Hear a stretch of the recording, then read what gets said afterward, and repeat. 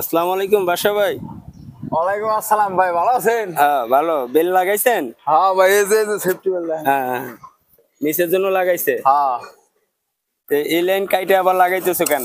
লাগাইতাছি ভাই। এই লাইনে মনে করেন যে আগে ছিল একটা কিচেন, হ্যাঁ। এখন হচ্ছে দুইটা কিচেন উপর তলায়। আচ্ছা আচ্ছা। কোনো প্ল্যানিং এর কোনো ঠিক নেই, বুঝছেন নেই।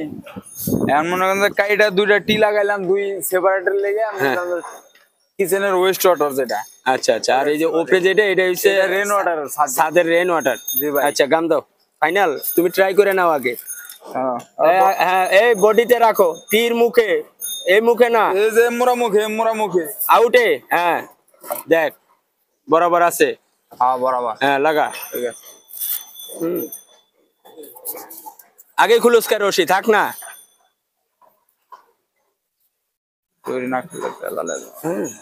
তো এটা আপনার নিচে দুইটা কিচেন আছে, অর্থাৎ এখানে ফ্ল্যাট মালিক চারজনে আপনার 2 ইউনিটে 4 ইউনিট বানাইছে। বানানোর কারণে আপনার আগে খাড়াটা লাগাই নিবি না?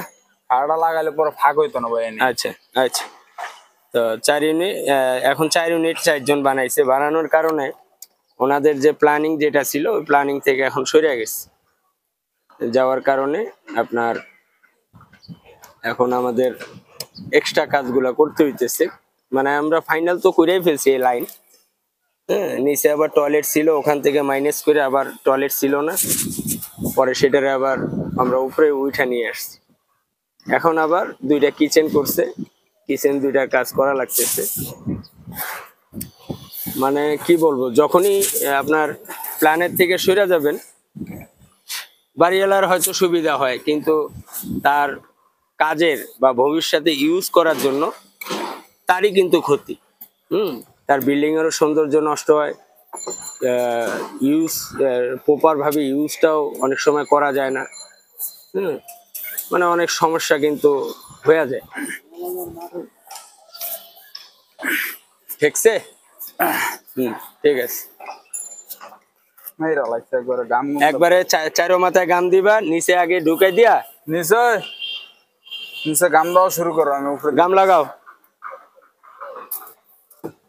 ইয়া বাইন্দা লইছ? আচ্ছা। পাইপ ঘুরে গে।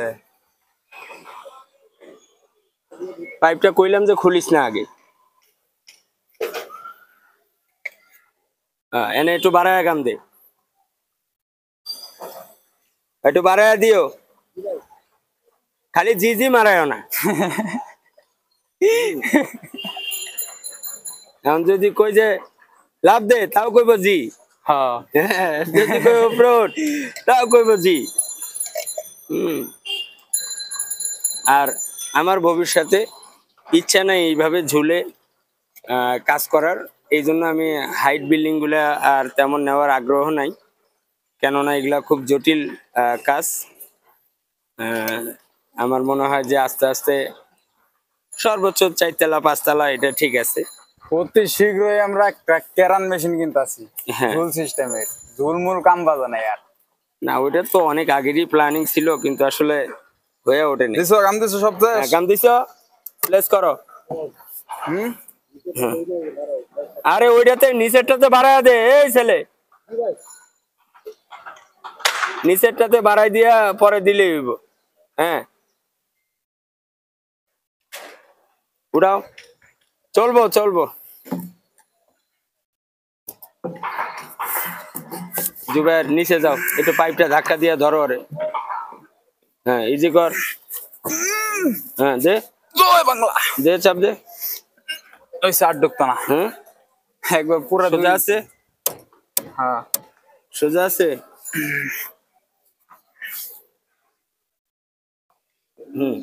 সোজা আছে, ঠিক আছে।